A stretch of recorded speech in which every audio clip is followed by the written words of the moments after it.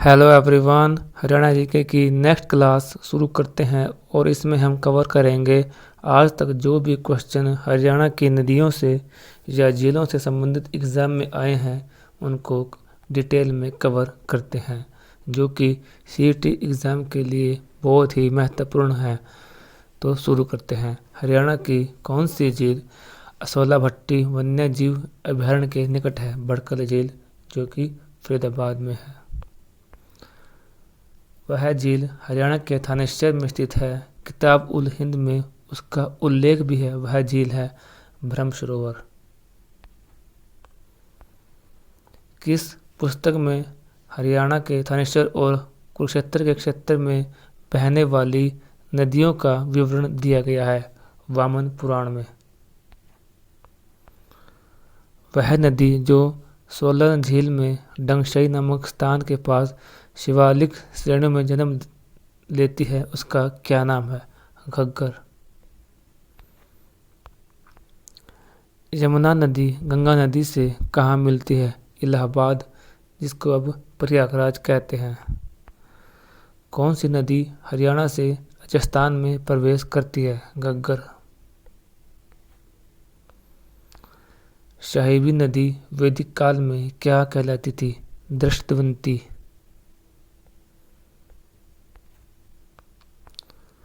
यमुना नदी हरियाणा में किस भौगोलिक अवस्थिति से प्रविष्ट होती है? कालेश्वर। किस नदी का उद्गम स्थल चंपेश्वर ग्लेशियर है? यमुना नदी, जो कि हरियाणा में यमुनानगर से प्रवेश करती है। यमुना नदी हरियाणा की किस सीमा पर बहती है? पूर्वी सीमा पर, जो कि उत्तर प्रदेश के साथ साथ बहती है। पश्चिमी यमुना नहर किस स्थान से यमुना नदी से निकाली गई? तज्जीवाला से, जो कि यमुनानगर का हिस्सा है। यमुना नदी किस नदी की दूसरी सबसे बड़ी उपनदी है? गंगा नदी की। टिपरा पहाड़ियाँ हरियाणा में किस नदी के उत्तर में स्थित हैं? घग्गर नदी के। हरियाणा में एकमात्र सदानीरा नदी कौन सी है? यमुना नदी। मारकंडा नदी का प्राचीन नाम हरियाणा में क्या था? अरुणा।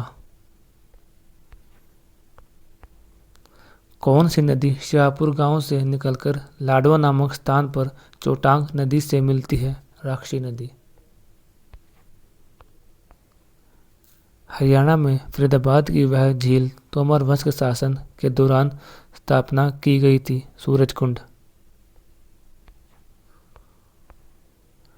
घग्गर नदी की उपनदी जो पंचकुला जिले में बहती है और पिंजौर के पास घग्गर नदी में मिलती है? कौशल्या।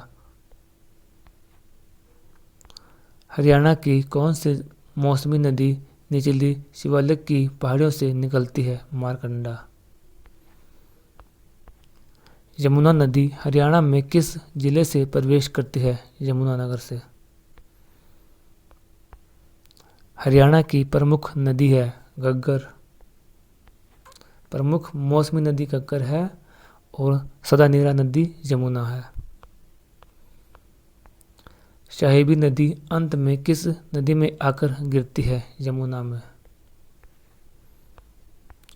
मारकंडा नदी की उपनदी है बेगना और रण वैगना नकटी इसकी उपनदियां हैं। यमुनानगर से फरीदाबाद तक बहने वाली यमुना नदी बाढ़ प्रवण क्षेत्र का निर्माण करती है। यह प्रवण क्षेत्र दो हिस्सों में विभाजित होता है। इसमें निचले हिस्से को क्या कहते हैं? इसको कहते हैं खद्दर और ऊपर वाला हिस्सा बांगर। राजस्थान में जीतगढ़ और मनोहरपुर के पास मेवात की पहाड़ियों में किस नदी का उद्गम है? साहिबी नदी। हरियाणा की सबसे लंबी नदी है? यमुना। ऐतिहासिक काल में हरियाणा किस नदी के तट पर स्थित था? सरस्वती। हरियाणा में इंदौरी नदी का उद्गम किसके निकट है? मेवात की पहाड़ियों। यमुना नदी हरियाणा के करनाल को किस राज्य से अलग करती है? उत्तर प्रदेश से। महेंद्रगढ़ जिले में बहने वाली नदियां हैं कृष्णावंती और दोहन। वह नदी जो मानसून के दौरान अत्यधिक बाढ़ जमाव लाती है, मारकंडा।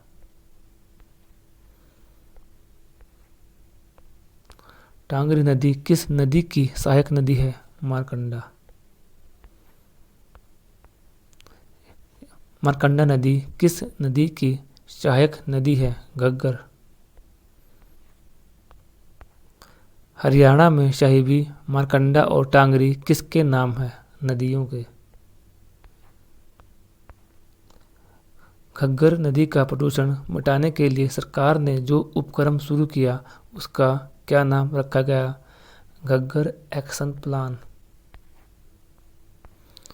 वैदिक साहित्य में सरस्वती और दृष्टवंती नदियों के बीच के क्षेत्र को किस नाम से जाना जाता था, ब्रह्मवर्त। HSHDB क्या है, Haryana Saraswati heritage development board. Haryana में मोरनी और टिपरा श्रेणियां किस घाटी द्वारा पृथक होती हैं, घग्गर नदी।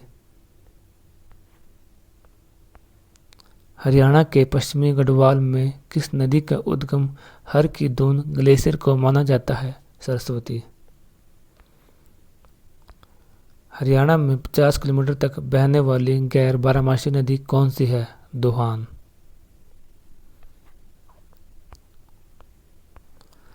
मारकंडा नदी हरियाणा में किस जिले से प्रवेश करती है, अंबाला।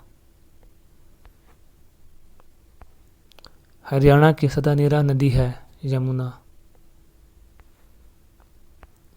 किस नदी को दिल्ली में नजफगढ़ नाला कहा जाता है, साहिबी।